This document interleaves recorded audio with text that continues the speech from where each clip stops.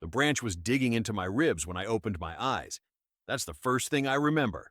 Not the crash, not the fall, just pain and the feeling that I was suspended in midair, which, as it turned out, I was. 40 feet up in a Brazilian rainforest canopy, still strapped to my airplane seat, caught in a web of vines and branches that had somehow stopped my fall. My name is Marcus Webb, and I'm the only survivor of Flight 771. But surviving the crash was just the beginning. What came after, those 6 days alone in the jungle, that's what really tested whether I deserved to live or not. Let me back up. Flight 771 was a charter flight from Manaus to Sao Paulo, December 18, 2018. There were 19 of us on board, mostly business people, a few tourists, 2 crew members. I was heading back from a consulting job for a mining company, exhausted, ready to be home for Christmas. I'd barely made it to my seat before I passed out. Didn't even hear the safety briefing. Just collapsed into 14A and let the engine noise lull me to sleep. I don't know what time it happened. Mid-afternoon, maybe. I was deep asleep when the turbulence started, but it must have been bad because it woke me up. The plane was shaking like a paint mixer. People were shouting. The overhead bins were popping open, bags falling out. I grabbed my armrests and looked out the window. All I could see were clouds, thick and dark, and rain hammering against the glass. The pilot came on the intercom. His voice was tight, controlled, but I could hear the strain underneath. Something about severe weather, something about diverting, something about staying calm. But the plane kept dropping, kept shaking, and I knew, deep in my gut, I knew we weren't going to make it. I remember reaching for my phone. Stupid, right? Like I could call someone, like there was anything anyone could do. But I wanted to text my daughter, tell her I loved her, tell her I was sorry for missing so many birthdays, so many school plays, so many moments because I was always working, always traveling, always choosing the job over her. The phone wouldn't turn on. Dead battery, of course. So I just sat there, hands gripping the armrests so hard my knuckles went white, and I prayed. I'm not religious, haven't been since I was a kid, but in that moment I prayed to anyone who might be listening. Please, not like this. Not yet. The last thing I remember is the sound, this horrible, tearing, ripping sound, like the sky itself was being shredded. And then the sensation of falling. Not the controlled descent of a plane landing, just falling, dropping through space with nothing to stop us. Then nothing. Blackness. My brain just shut off, like someone pulled the plug. When I woke up in that tree, I didn't know where I was at first. Everything hurt. My left arm was screaming in pain. My head felt like it had been split open. My vision was blurry, and I could taste blood in my mouth. But I was alive. Somehow, impossibly, I was alive. It took me a while to understand my situation. I was still strapped into my seat, but the seat had been ripped from the plane. I was dangling in a massive tree, caught in thick vines that had wrapped around the seat like a net. Below me, I could see green. Just endless green. The forest canopy stretched out in every direction, broken only by the occasional emergent tree rising above the rest. And it was loud. That's what struck me. The jungle is never quiet. Birds screeching, insects buzzing, things moving through the undergrowth. It was overwhelming, disorienting. I'd gone from the artificial silence of a pressurized cabin to this cacophony of life, and my brain couldn't process it. I tried to move and immediately regretted it. Pain shot through my left arm. I looked down and saw it was bent at an angle that arms shouldn't bend. Broken. Definitely broken. My head was bleeding. I could feel the warm trickle down my face, and my ribs, every breath felt like someone was stabbing me. But I was alive. And if I was alive, maybe others were too. I started calling out, screaming for help, for survivors, for anyone.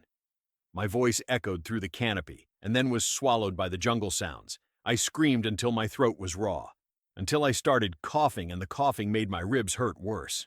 But nobody answered. Just birds and monkeys and the endless drone of insects. I needed to get down. That was obvious. But I was 40 feet up and injured. One wrong move and I'd fall, and a fall from this height would finish what the crash had started. So I moved slowly, carefully, testing each vine before I put weight on it, using my good arm to unbuckle the seatbelt. It took me over an hour to descend those 40 feet. Every movement was agony. My broken arm dangled uselessly. Several times I slipped, caught myself at the last second. When I finally felt solid ground under my feet, I collapsed. Just lay there in the leaf litter, breathing hard, trying not to pass out from the pain. The forest floor was dim, even though it was daytime. The canopy was so thick that only scattered patches of sunlight made it through. Everything was wet. The air was humid, oppressive. I could feel it in my lungs with every breath, and it was hot. Not the dry heat of a desert, but this thick, heavy heat that made your clothes stick to your skin. I forced myself to stand, to look around, to assess. That's what they teach you in survival training. Assess your situation, take inventory, make a plan. I'd taken a wilderness survival course years ago, corporate team building thing. Never thought I'd actually need it. My inventory was grim. I had the clothes on my back, jeans and a button-down shirt, both torn and dirty. I had my watch, which was somehow still working. It read 4:47 p.m., and I had my wedding ring, though I'd been divorced for 3 years and kept meaning to take it off. That was it. No phone, no wallet, no supplies, nothing. Just me and a broken arm in the middle of the Amazon rainforest. I needed to find the plane, or what was left of it. There might be survivors. There would definitely be supplies. Food, water, emergency equipment, maybe a working radio. So I started walking in the direction I thought I'd fallen from, looking up at the canopy, trying to trace the path of destruction. The jungle fought me every step. Vines grabbed at my legs. Thorns tore at my skin. The ground was uneven, treacherous. I fell twice in the first 10 minutes, landing hard on my broken arm both times. The pain was so intense, I saw stars. But I kept going. What else could I do? I found the first piece of wreckage after about 20 minutes. A section of wing, crumpled and torn, hanging from a tree. The sight of it made my stomach drop. The metal was shredded like paper. Whatever had happened up there had been catastrophic. Nobody could have survived that. Except I had. I kept walking, found more pieces. A luggage compartment, bags scattered everywhere. I grabbed one, rifled through it. Found a bottle of water and drank half of it in 3 desperate gulps. Found a jacket and used it to make a sling for my broken arm. Found a lighter in someone's bag. That lighter probably saved my life. As the light started to fade, I still hadn't found the main fuselage. Hadn't found any survivors, just debris scattered across miles of jungle, and I realized I was lost. Had no idea which direction I'd come from, no idea where I was going. The canopy was too thick to see the sun, to get my bearings. Night falls fast in the rainforest. 1 minute there's dim light, the next it's pitch black, and the jungle at night is a different animal entirely. The sounds change, become more threatening, things moving in the darkness, eyes reflecting when I waved my lighter around, and the cold. People don't realize the jungle gets cold at night. Not freezing, but cold enough when you're wet and injured and in shock. I found a tree with a hollow at the base and crawled inside, used the jacket as a blanket, tried to sleep but couldn't. Every sound was a potential threat. Jaguar, snake, poisonous spider. My mind created monsters in every shadow, and the pain in my arm was constant, throbbing, making it impossible to find a comfortable position. I spent that first night convinced I wouldn't see morning, that something would find me in that hollow, that I'd die alone in the dark, just like everyone else on that plane. But morning came. The jungle brightened, and I was still alive. Day 2 was about water and shelter. I found a small stream and followed it. Water meant life, meant I could survive a bit longer. I drank until my stomach hurt, tried to clean the wound on my head. The water was brown, probably full of parasites, but I was too thirsty to care. I built a shelter near the stream using branches and palm fronds. It wasn't much, barely kept the rain off, but it was something. A base, a place to return to, and I needed that psychologically, needed to feel like I had some control over my situation. Food was harder. I found some fruit that birds were eating, figured if it didn't kill them, it wouldn't kill me. It tasted bitter, but I forced it down.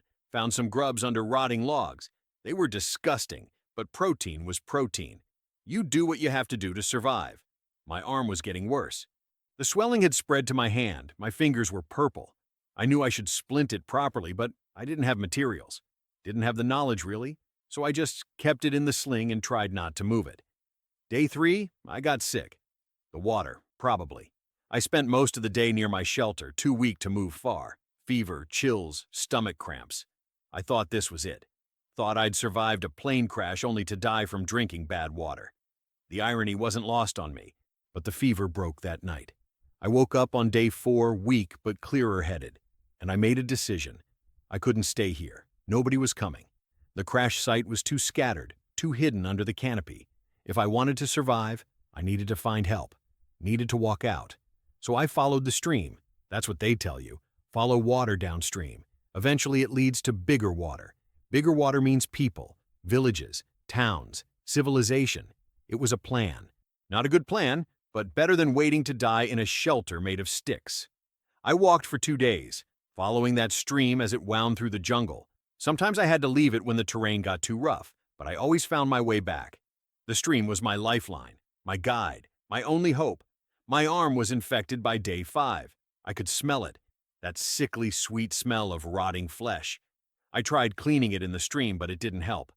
The fever came back. I started hallucinating, seeing things that weren't there, hearing voices. I talked to my daughter, had whole conversations with her, even though she was thousands of miles away. I almost gave up on day 6, just sat down by the stream and thought about letting go, about closing my eyes and letting the jungle take me.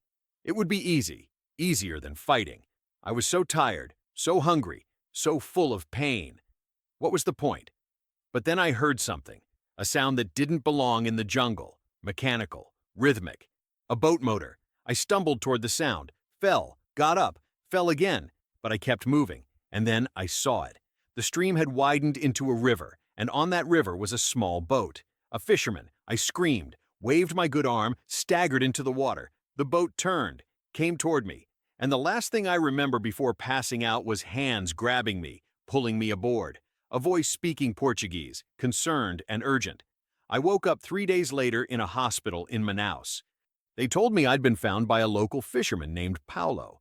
Told me I had sepsis from the infected arm. Told me I was lucky to be alive. They'd had to amputate 2 fingers on my left hand. The infection was too advanced. But I was alive. They told me I was the only survivor of Flight 771. All 18 other people were gone.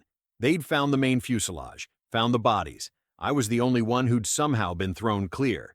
The only one the jungle had decided to spare. The guilt came later. After the surgeries, after the recovery, when I had time to think about why I lived and they didn't. The businessman with 3 kids, the newlywed couple on their honeymoon, the flight attendant who'd smiled at me before takeoff. Why me and not them? I still don't have an answer. My therapist says there is no answer. That survival is random, meaningless. But that doesn't help. Doesn't make the nightmares stop. Doesn't make me forget those 6 days in the jungle, wondering if each breath would be my last. I'm 47 now. The crash was 5 years ago. I have a prosthetic arm now, looks almost real. The scars on my head have faded. I can sleep most nights without waking up in a panic. But I'm different. Changed.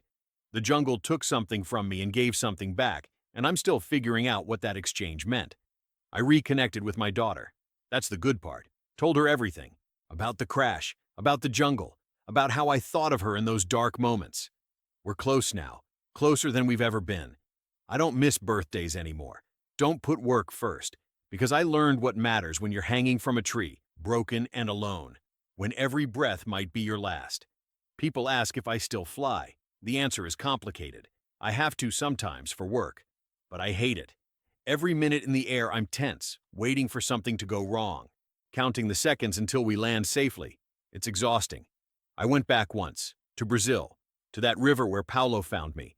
I wanted to thank him, wanted to see the place where my life was saved. He didn't remember me at first. For him, I was just another person he'd helped. But for me, he was everything.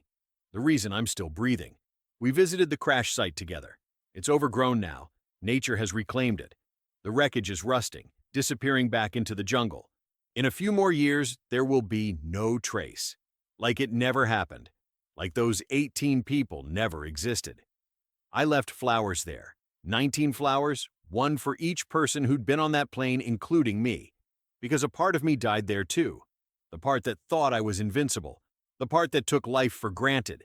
That part is gone, left behind in those trees. What I learned in those 6 days is simple but profound. Survival isn't heroic. It's not brave. It's just stubborn. It's your body refusing to quit even when everything is screaming at you to give up. It's drinking dirty water because thirst will kill you faster than parasites. It's eating grubs because starvation doesn't care about your disgust. It's waking up each morning surprised you made it through the night and deciding to try for one more day. I woke up hanging from a tree. That's how my second life started. The first one ended in that plane, with everyone else. But somehow I got a second chance. A do-over. And I'm trying my damnedest not to waste it. I'm closer to my daughter now. I volunteer teaching survival skills to at-risk youth. I appreciate every meal, every warm bed, every moment of safety that I used to take for granted. Because I know how quickly it can all be taken away. How fragile the line is between alive and dead. The jungle taught me that. Hanging from that tree, fighting to survive, learning that humans are both more fragile and more resilient than we imagine. We break easily. But we're also incredibly hard to kill when we decide we want to live. That's my story. That's what happened to the only survivor of Flight 771. I woke up hanging from a tree and spent 6 days learning whether I wanted to live badly enough to do what it took. Turns out, I did. And every day since has been a gift I'm trying to earn. The nightmares still come. Probably always will. But so do the good dreams. Dreams where I'm with my daughter. Where I'm helping someone else survive. Where that 6 days in hell meant something beyond just random chance. I survived. Not because I was special. Not because I deserved it more than anyone else. But because the branches caught me instead of letting me fall. Because a fisherman decided to go out that day. Because I was too stubborn to quit even when quitting seemed like the logical choice. That's survival, not heroics, just stubbornness. Just refusing to stop breathing, even when every reason to stop piles up around you. Just one more breath, one more step, one more day. I'm still taking those steps, still breathing, still here, and I'm grateful for the tree that caught me, for the jungle that tested me, for the fisherman who saved me, and for every single day since, because I know now how easily they could have been taken away.